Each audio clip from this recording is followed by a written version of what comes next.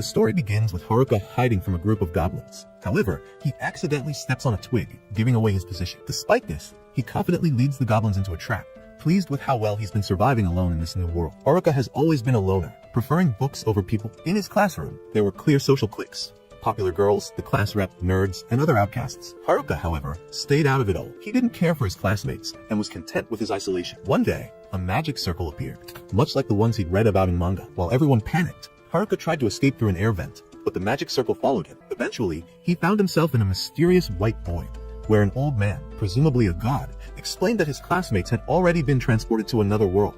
Haruka was given the chance to choose his skills and stats before being sent to this new world, but all the best abilities were already taken. Left with only useless skills like holding a stick and general health, Haruka complained to the god. Annoyed, the god granted him all the remaining, seemingly worthless skills at once. Upon entering the new world, Haruka quickly realized that his bag had unlimited storage. His first skill involved rolling dice to allocate stat points, so he decided to focus entirely on luck, maxing it out. This choice paid off as he discovered he had two special skills: Loner, which prevented him from forming parties with others, and Servitude, which allowed him to command others. Haruka set out to establish a base and came across a cave. Using his limited skills like temperature magic, he made a fire and began to make the cave his home. Surprisingly, his basic abilities like fire magic and stick wielding started to improve rapidly. He found edible mushrooms that increased his latent abilities and soon became adept at surviving in this new world.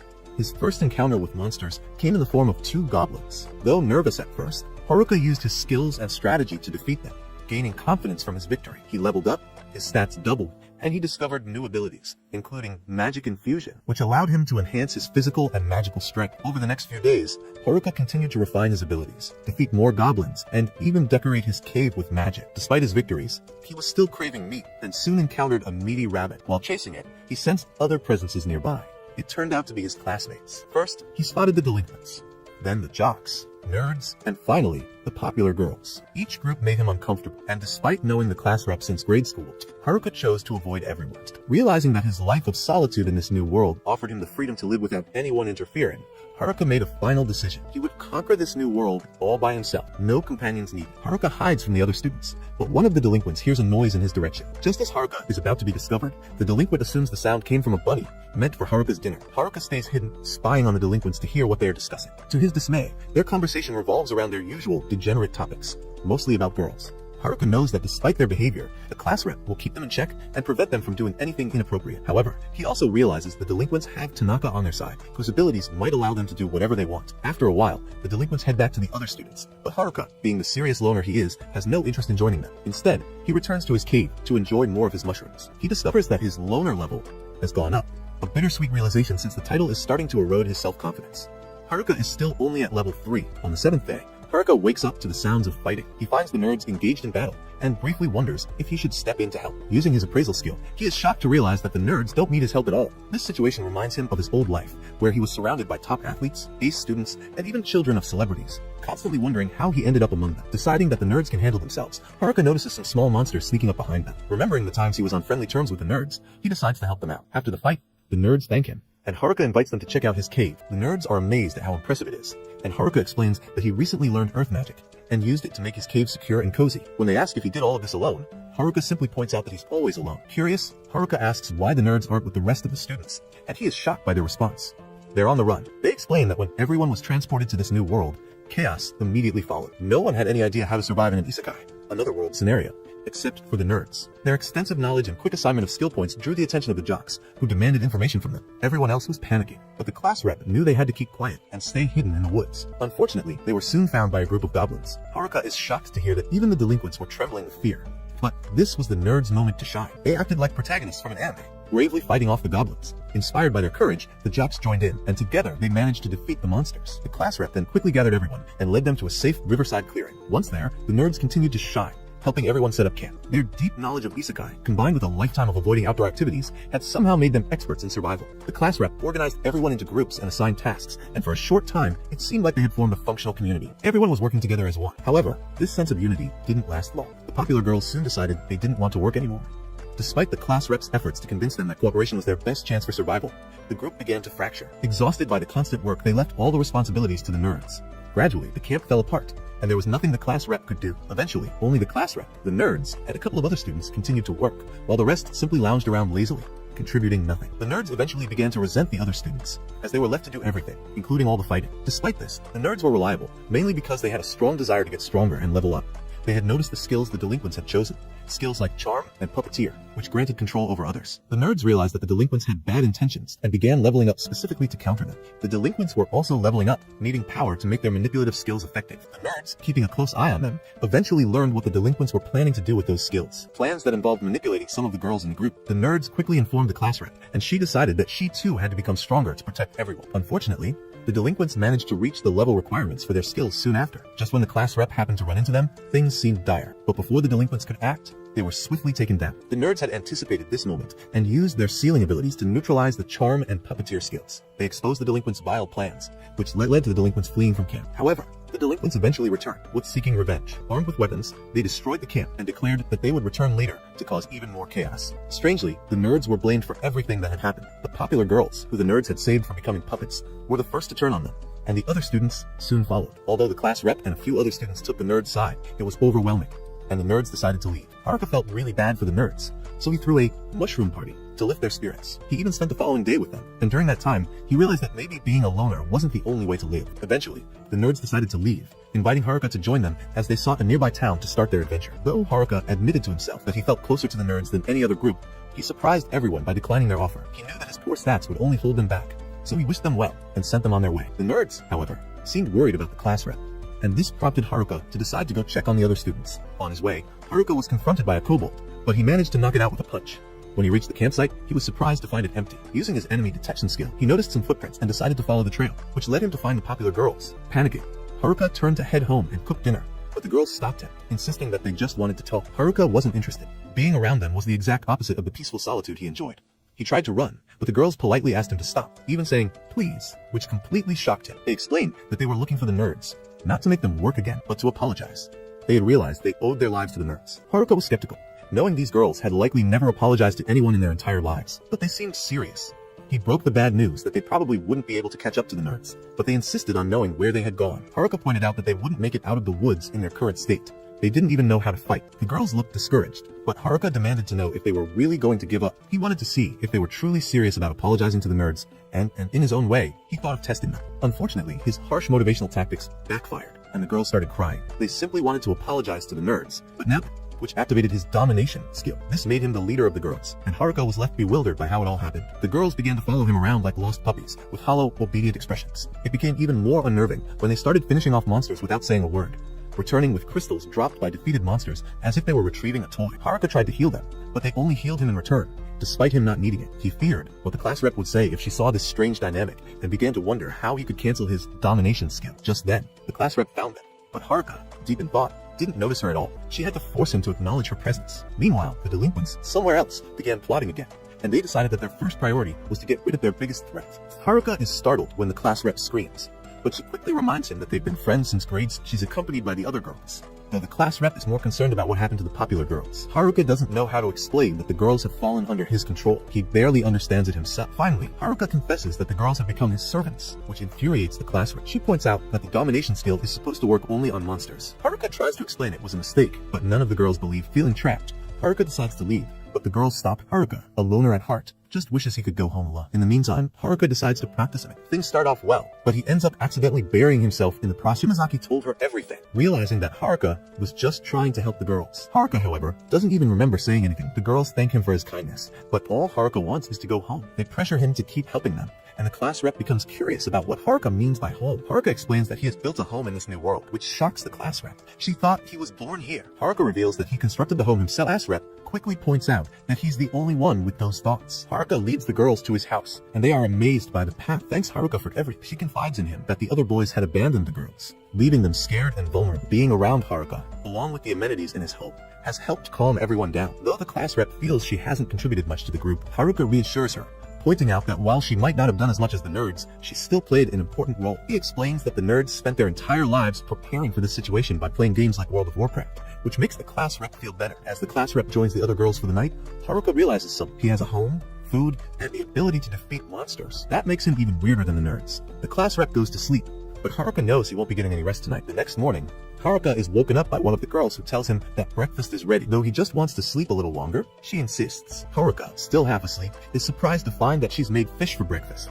After taking a bite, he becomes emotional, realizing how long it's been since he's had such a good meal. The class rep can't believe he's so moved by the fate of fish. They're too fast and slippery to catch, so he's been stuck eating mushrooms by the river. One of the girls demonstrates how she uses lightning magic to stun a group of fish in the water. Haruka asks her to do it again, but this time he wraps her lightning magic with his packing skill, allowing him to move the magic and capture even more fish. Haruka celebrates, realizing he's just learned lightning magic. He's not sure exactly how it works, but he explains to the girls that by using his packing skill on elemental magic, he can harness its power. The class rep is impressed, thinking this new ability is overpowered, but Haruka brushes it off, saying he's stuck with all the worst skills, realizing they need to gain some experience before they can take on tougher monsters. However, he's shocked to learn that all the girls are over level 16, while he's still stuck at level 7. Haruka starts their training by having them fight a group of low-level kobolds, but to his dismay, the girls are the ones who end up knocked out. Haruka, happy that his magic tent has expanded, lets the girls gather inside to review their battle. Afterward, most of the girls leave, but the purple-haired girl from earlier stays behind. She apologizes for her behavior that morning, explaining that she was testing him. The other boys had tried to attack her, so she wanted to see if Haruka was the same. She admits that Haruka is different. He's given them a place to stay, food to eat, and even fight the kobold together. The class rep tries to tell them they're not ready and need more training. After another round of practice with some goblins, the girls feel confident enough for a rematch. Haruka is concerned, and his fears are confirmed when several girls are knocked out while pretending to be sick. Despite this, some of the girls manage to team up and defeat the kobolds, celebrating their victory. Relieved, Haruka thinks he can finally go back to his loner life. However, he's shocked when the girls declare they're all going to town together. Haruka decides to leave the purple-haired girl behind, but the class rep insists they aren't going over. As they set out on their journey, Haruka warns the class rep that anything could happen. He remains optimistic, declaring that they just need to keep their wits about. Meanwhile, elsewhere in the forest, another student is running for his life. He trips over a tiny pebble and is caught by the person chasing. The man, begging for his life, insists that he doesn't have the skills the stranger is looking for, but his pleas are ignored. The stranger strangles him to death without a word. Meanwhile, back in the forest, Haruka continues leading the girls out of the woods, escorting them to the nearest civilization. On their journey, they encounter a massive level 11 orc. Haruka tells the girls to stand back and observe his fight to learn from him. With that, he charges forward, wielding only a tiny stick while the orc swings its enormous club down. He recalls the nerds telling him that orcs have high physical defense and can only be defeated with magic. Scrolling through his status screen, Haruka discovers a powerful spell known as Grand Magic. The girls look at Haruka suspiciously, since the orc wasn't supposed to be vulnerable to physical attacks. That night, they camp outside, while Haruka uses earth magic to set traps for their safety. He detects a group of humans approaching. Worried they might be the delinquents, Haruka is relieved to find that it's only the dumb jocks. The class rep, curious, eavesdrops as Haruka confronts them. The jocks explain that they weren't following the girls, but came to warn Haruka about a dangerous skill called hijack, which allows the user to steal other people's skills and abilities. They assure Haruka that the delinquents don't have it, but warn that someone else might. Haruka teases them for not considering that he might have the skill, but the jocks laugh, saying they'd be relieved if he did, since they know he's not a bad guy. Haruka reveals that he doesn't have hijack, but instead possesses a skill called domination, which sounds worse. The jocks aren't too worried, confident that Haruka will just sit somewhere and not cause harm. They leave after asking him to apologize to the girls on their behalf for not standing up to the delinquents. The next morning, as Haruka prepares the group to continue through the forest, the class rep apologizes to him, revealing that she knows about the conversation with the jocks. Haruka realizes that she's the one with the hijack skill, though she asked the nerds to keep it secret. He assures her it's not a big deal, and that the nerds didn't steal it from her, because they trust her. This makes the class rep emotional, and Haruka, flustered, runs away, claiming innocence. Later, as they continue their journey, Haruka decides to cheer everyone up by selling fresh fruit juice. One girl jokes about paying in another way, since she doesn't have any money, but the class rep scolds Haruka for being a pervert, and he stops selling the juice, making the girls pout. They eventually reach a river, where Haruka scouts ahead, using physical enhancement and weight magic to lighten himself. He gets a good view of the forest from above, but crashes to the ground after realizing he doesn't know how to land safe. Back at camp, the class rep scolds Haruka for being reckless, but he smooths things over by offering fresh fruit. The next day, they encounter a party of NPCs from this world being attacked by monsters. The class rep insists on helping them, despite Haruka's warning that the NPCs could be dangerous. Reluctantly, Haruka agrees and uses his magic to launch himself toward the NPCs. However, as he flies, he realizes the class rep is hanging onto his cloak, having been caught up in his wind magic. They crash down on the monsters, inadvertently saving the NPCs. The NPCs introduce themselves as Bofur and Gage, thanking Haruka for the rescue. They explain they're merchants who picked up an adventurous quest to fend off monsters attacking the route. Afterward, Haruka cooks some of his bush mushrooms, and the NPCs reveal that they're quite valuable, much to Haruka's jealousy. The class rep keeps Haruka in line, preventing him from becoming a villain, and the group follows the NPCs to a town called Amui. The girls rush toward it, excited, while in the background, we see the delinquents leveling up and plotting revenge. They plan to regain their puppetry and mesmerize skills first, while the jocks secretly observed, worried about their next move. Haru couldn't help but smile as he watched the girls excitedly explore the new city. For a moment, Haru wondered if he should leave since his job seemed done. Thankfully, the class rep was there to maintain order. Frustrated by the chaos, she yelled at Haru to help her manage the flock of bumbling idiots, as she put it. Haru chuckled, thinking she was exaggerating, but when she blew her whistle, the girls immediately gathered around her like a team of disciplined soldiers. Haru was impressed. He had never realized the class rep held so much authority. Feeling reassured that the girls were in capable hands, he leaned back to relax, until the class rep turned to him with a glare, making it clear he wasn't off the hook just yet. First, they'd visit the Adventurers Guild to trade their loot and use the money to register with the guild. The class rep shot him a sharp look before ushering everyone toward the guild. When they arrived, Oft explained that the guild master wanted to see him. To his surprise, the guild master's demeanor shifted instantly. Shaking Haru's hand enthusiastically, he thanked him for saving Oft's party, admitting they wouldn't have survived without him. Haru left the meeting dazed but relieved. Downstairs, Haru approached the reception desk to trade the emerald crystals he had collected. When Haru poured out a massive sack of crystals, unfortunately, the guild didn't have the manpower to appraise or the funds to pay for such a large haul immediately. To his surprise, the girls had already registered with the guild. The adventurers were shocked to learn most of them were already level 30, far surpassing expectations. Haru grinned knowingly. He had trained them well enough to take on level 40 adventurers if needed. The class rep insisted Haru register too, though he had no plans to become an adventurer. Seeing an opportunity to impress the girls, he stepped into the registration room. A blonde receptionist checked his stats, only to burst out laughing. "You're not even level 10, she sneered. "You can't register without a party, and you'll need to reach level 20 to even think about adventuring solo." The class rep, feeling sorry for him, quickly cheered him up, and they all headed to their hotel. That night, everyone enjoyed proper beds for the first time in ages. While the others slept soundly, Haru lay awake, missing the familiarity of the forest. The next morning, Haru returned to the guild to collect his payment. However, the receptionist and her superiors apologized profusely. They didn't have enough money to pay him for all his emeralds. He offered to pay in installments instead. Gat, ever the true friend, pulls Haru aside and advises him to ditch the freeloaders. "You need to get some real fun, my man," he whispers conspiratorially, winking as he hints at a certain shop. Haru's interest is piqued. Having endured a painfully disciplined no-nut November streak for 23 grueling days, his imagination runs wild. Despite the class rep's protests, Haru follows Gat into the city, drooling at the thought of what awaits. His excitement turns to disappointment when Gat leads him to a worn-down shop on a quiet street. The shop is a treasure trove of unique items, from enchanted armors to mystical weapons. Enthralled, Haru goes on a shopping spree, loading his cart with everything that catches his eye. Just as he thinks he's found it all, his gaze falls on a peculiar necklace. "What does this do?" Haru asks the eccentric shopkeeper. "It fuses items into one," the shopkeeper replies, their tone tinged with both pride and warning. Haru's curiosity gets the better of him, and he fiddles with the necklace despite the shopkeeper's protests.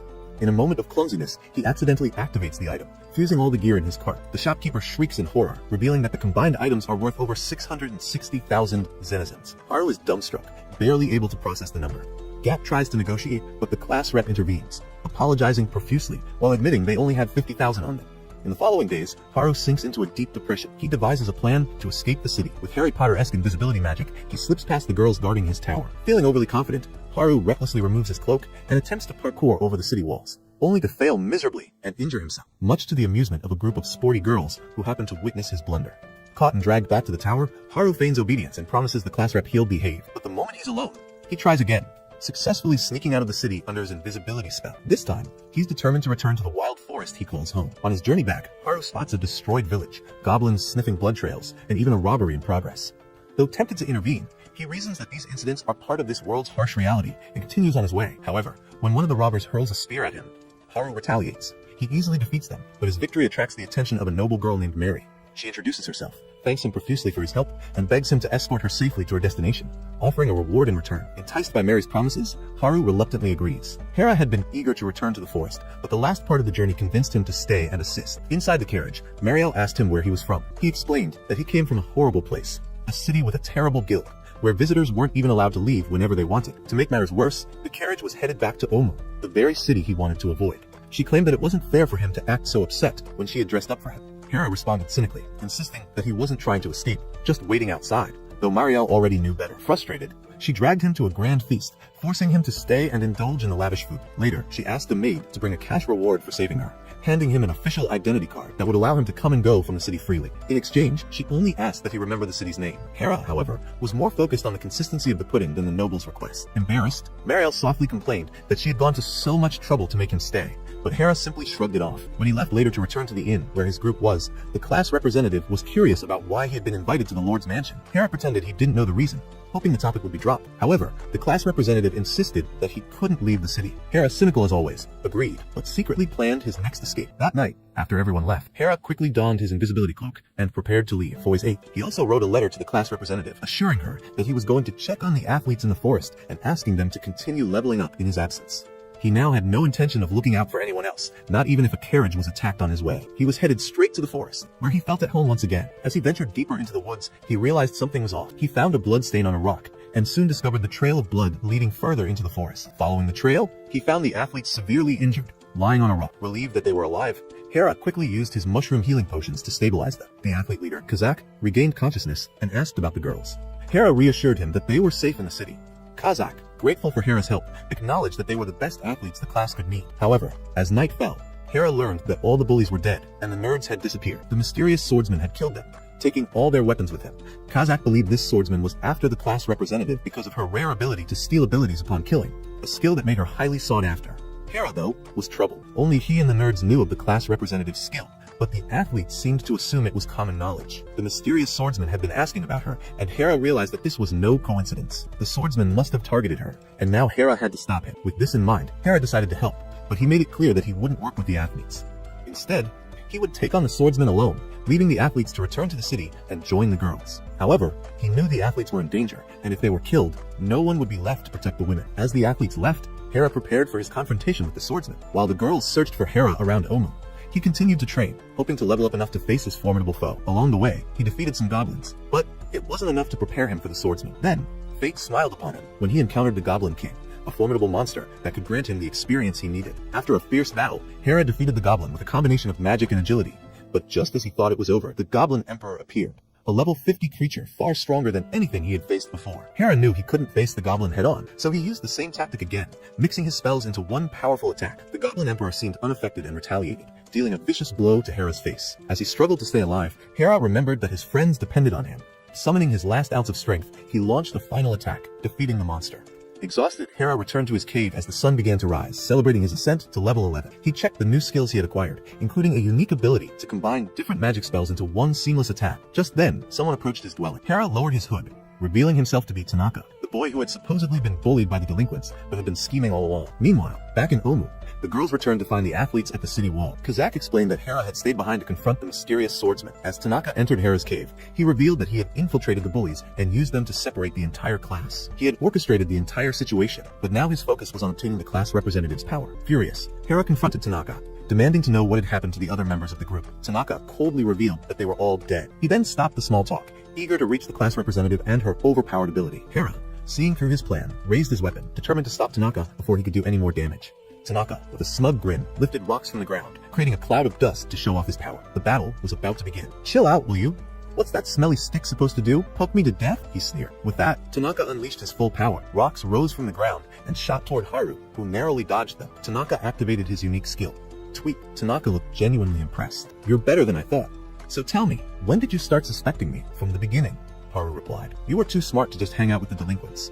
I figured there had to be a reason. Tanaka laughed. Clever. You're right. As soon as we were teleported, I planned this. I couldn't get the hijack skill, so I picked Tweet. It was enough to manipulate those idiots into doing whatever I wanted. And now, here we are. He snapped his fingers, binding Haru's foot with a vine, then hurled a blazing fire spell at him. Haru braced himself, but instead of burning, the flames were absorbed by his staff. The herb infused in it nullified the attack. Tanaka's eyes widened in disbelief. Haru seized the moment to counterattack, but Tanaka had been feigning surprise. A gleaming sword appeared in his hand, seemingly out of nowhere, and he blocked Haru's strike effortlessly. Let's see how you handle my arsenal, Tanaka sneered, summoning an array of weapons. Each time he attacked, he switched to a different weapon, keeping Haru on the defensive. A devastating strike sent Haru flying across a riverbank. Haru groaned, his body battered and exhausted. How can you use so many weapons and abilities at once? He muttered. Tanaka strutted toward him. Give up already. You can't win. Haru forced himself to his feet. It's the copycat skill, isn't it? You've been copying everyone's abilities. Tanaka's grin turned feral. Correct. And when I get the class rep's hijack skill, I'll copy even more. Everyone will fall before me. Despite the mounting danger, Haru smirked. I figured out your weakness. Tanaka froze. What did you say? You can only use a copied skill 3 times, can't you? The statement hit Tanaka like a hammer. His composure cracked, and his attacks became wild and desperate. Haru, now on the offensive, dodged his erratic strikes. You wasted your skills on purpose, didn't you? Tanaka growled. Yep. Enraged, Tanaka activated a new skill. Instant death. A dark aura enveloped him as he fired the spell at Haru. The lone wanderer collapsed to the ground, motionless. Tanaka laughed triumphantly, stomping on Haru's head. Pathetic. You thought you could beat me? As he turned to leave, a voice called out. Leaving so soon? Tanaka looked around, his jaw dropping as Haru stood up, alive and well. How? General health, Haru replied casually. It makes me resistant to status effects, including instant death. Oh, and I maxed out my luck stat, so your spell didn't stand a chance. Tanaka's face twisted with rage. Then why did you collapse? An act. Pretty convincing, huh? Tanaka screamed in frustration, unleashing a flurry of attacks. Haru dodged each one, his movements almost instinctive. Your tricks won't work anymore, Haru said, countering with a devastating kick. Desperate, Tanaka summoned his ultimate weapon, a dagger that allowed him to vanish and reappear mid-strike. Haru narrowly evaded the attack, realizing too late that it was a decoy. Tanaka emerged from behind a boulder, charging up another instant death spell. The spell struck Haru, but he stood his ground, smirking. You're out of tricks. Enraged, Tanaka attacked recklessly, but Haru used his final skill, Gambit, delivering an unavoidable blow that knocked Tanaka unconscious. Haru staggered, the toll of the battle finally catching up to him. As he fell to his knees, the nerds appeared, catching him just in time. You're late, Haru muttered. They smiled sheepishly. We saw the athletes and rushed here. Good thing we did. Back in the city, the girls showered Haru with gratitude and scolding. The class rep hugged him tightly. Don't ever scare us like that again, she said. Thanks for watching this recap. Don't forget to subscribe for more videos, and let us know in the comments which anime you'd like us to cover next. The anime begins 2,000 years ago. The demon king of tyranny brought ruin upon all human nations, obliterating both spirits and gods alike. However, he surprised everyone by abruptly ending the war between humans and demons, sacrificing his own life to be reborn in the future. As fate would have it, the demon king reincarnates as a baby, once again bearing the name Anos Voldegod, the same as he did 2 millennia ago. The Demon King Academy was established as an institution with the singular purpose of identifying and crowning the new Demon King, believed to be the reincarnation of Anos.